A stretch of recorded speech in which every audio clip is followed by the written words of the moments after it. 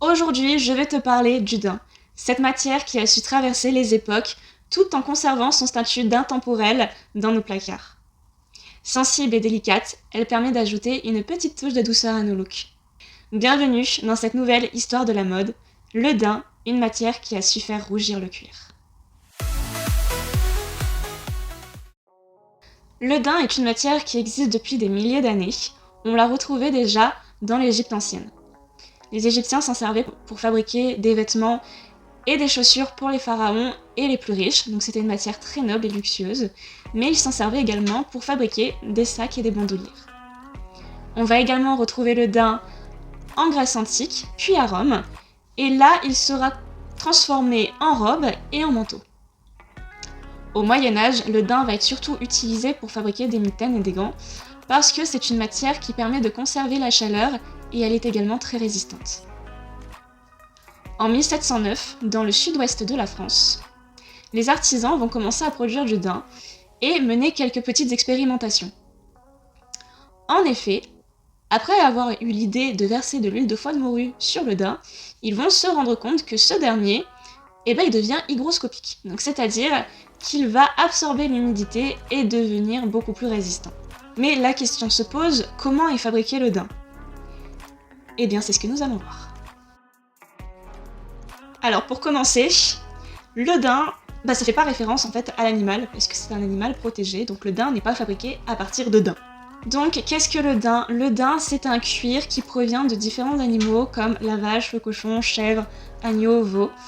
Il est beaucoup prisé pour fabriquer des vestes, des manteaux, des chaussures et également des sacs, parce qu'il va apporter un aspect mat et velouté.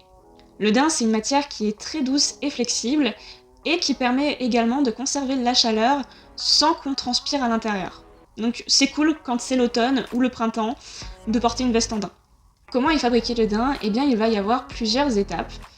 La première, ça va être le tannage de la peau.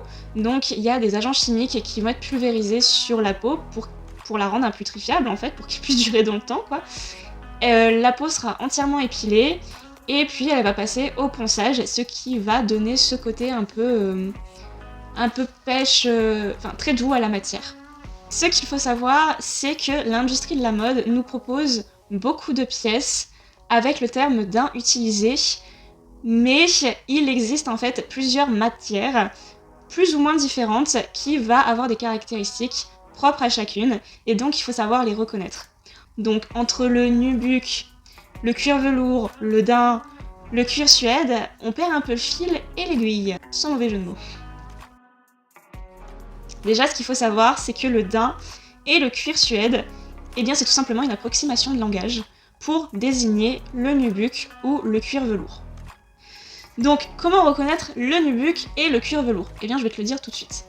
Tout d'abord, il faut savoir que le nubuck, c'est un cuir gras, contrairement au cuir velours qui a, par son aspect naturel, en fait, un sens au toucher. Mais il va y avoir aussi une différence dans la production. Le nubuck, c'est généralement un cuir qui provient de la vache, et donc ce sera la partie externe de la peau qui va être utilisée. Elle va subir le tannage, elle va être légèrement poncée, mais comme c'est la partie externe de la peau, il faut que celle-ci soit parfaite, c'est-à-dire qu'il n'y ait pas d'imperfection, de cicatrices ou de taches, parce que sinon ça va se voir. Le nubuck, du coup, ça va être beaucoup plus cher que le cuir velours. Le cuir velours, lui, provient généralement de la chèvre, de l'agneau ou du veau, et l'appellation cuir va être généralement remplacée par l'animal qui a donné sa peau. Et contrairement au nubuck, ici c'est la partie interne qui va être plus intéressante, puisque ce sera celle-ci qui va être utilisée pour fabriquer le daim. Donc elle va être, pareil, subir le tannage, et légèrement poncée, brossée, mais on va garder ce côté poil naturel. Et donc, comme c'est la partie interne de la peau, il n'y aura pas d'imperfection sur la matière, et donc elle sera un petit peu moins chère, si on peut le dire. Comme le daim, c'est une matière qui provient d'animaux, éthiquement, ça ne convient pas à tout le monde, ce qui est normal, complètement normal. Et en plus, c'est une matière qui est extrêmement chère. Enfin, extrêmement chère, je m'entends, pour certaines personnes, ça les vaut. Pour d'autres personnes, ce n'est pas accessible. Donc l'industrie de la mode étant très maligne, elle a inventé le daim artificiel. Donc le daim artificiel, eh bien ça va être plusieurs procédés. Il va y avoir 3 techniques, dont 2 qui c'est une technique non tissée. La première technique, ça va être une technique tissée, donc ça va être des fils en microfibres qui vont être utilisés de différentes couleurs teintes de marron, qui vont être tissés entre elles et divisés pour apporter ce côté un peu plus dufteux. La seconde technique, ça va faire appel à une base tissée, non tissée ou tricotée. Par-dessus, on va mettre une base en polymère. Oui, en polymère. Qui va être au laser, poncée au laser en fait, et ça va apporter ce côté doux à la base. La troisième technique, on va partir d'une surface plane, où on va verser de la colle, et sur cette colle, on va mettre des petits bouts de viscose pas plus grande qu'1 millimètre, et ça va apporter ce côté poilu à la matière.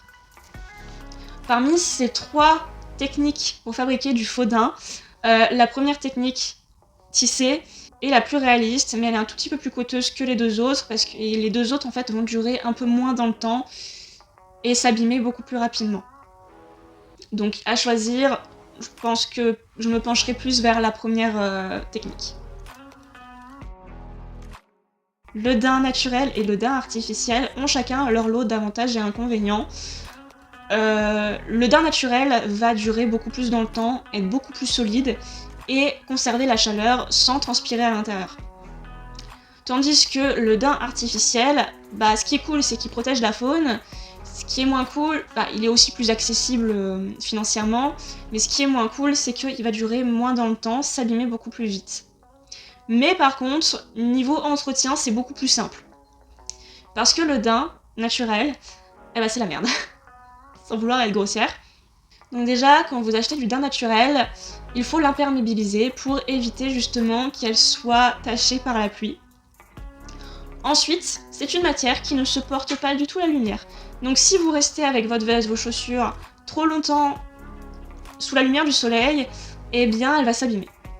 Donc il faut qu'elle soit conservée dans des endroits sombres, à l'abri de la lumière, au sec, parce qu'elle ne supporte pas non plus l'humidité. Ça va la tacher un peu et l'abîmer. Pas fou. Si vous trouvez que votre veste ou vos chaussures ont des taches, n'hésitez pas à aller voir un professionnel pour nettoyer votre pièce de mode. Mais je peux vous mettre dans la barre d'infos un guide pour bien entretenir son daim naturel. En 2025, le daim tape fort. Parce que le daim, même si c'est une pièce intemporelle, elle a été très demandée dans les années 70, et les années 70 reviennent en force en 2025. Donc on va retrouver la veste en daim, surtout, avec des franges ou sans franges. Donc comment la sortir? Tout d'abord, je vous conseille de prendre la veste en daim en marron, parce que cette année, le marron, c'est une couleur très tendance. Libre à vous de la prendre en couleur que vous voulez, en bleu, en rouge, en vert, n'importe. Mais je vais juste vous parler des tendances mode 2025. Et comment associer la veste en daim. Alors si vous optez sur une veste en daim marron, tendance, et en plus qui renvoie à son aspect initial naturel, eh bien vous pouvez choisir des couleurs comme le monochrome, donc choisir des teintes de marron, mocha ou chocolat. Vous pouvez également la jouer un peu plus lumineux en utilisant des teintes beige, camel ou ocre, ce qui va mettre encore une fois en valeur votre veste. Vous pouvez la jouer un peu plus nude avec une robe noire ou du noir, du blanc cassé, ça va également la mettre en valeur. Mais si vous êtes un peu plus fofolle, eh bien vous pouvez également la sortir avec du vert. Le vert bouteille, le vert sapin, le kaki, le vert clair, c'est très joli. Avec du bordeaux ou du rouge. Et pour les plus audacieuses, vous pouvez également la sortir avec du bleu dénime. Maintenant, je vais vous proposer quelques looks différents que vous pouvez associer avec la veste en daim. Il y a déjà le look un peu bohème. Donc cette année, les franges reviennent en force, donc vous pouvez opter pour une veste en daim avec des franges, avec en dessous une robe à motifs ethniques ou floraux, ça peut être très joli, et des Santiago pour un côté un peu plus funk. Ça c'est pour un look bohème. Si vous voulez un look un peu plus rock'n'roll, vous pouvez assortir votre veste en daim, sans franges ou avec franges, ça c'est comme vous le souhaitez, ce que vous préférez, avec une jupe en cuir, une mini jupe en cuir, une chemise rentrée, des bottines en daim et un sac à main en cuir lisse. Pour le côté un peu plus rock'n'roll élégant. Après, libre à vous d'assortir, c'est juste quelques conseils.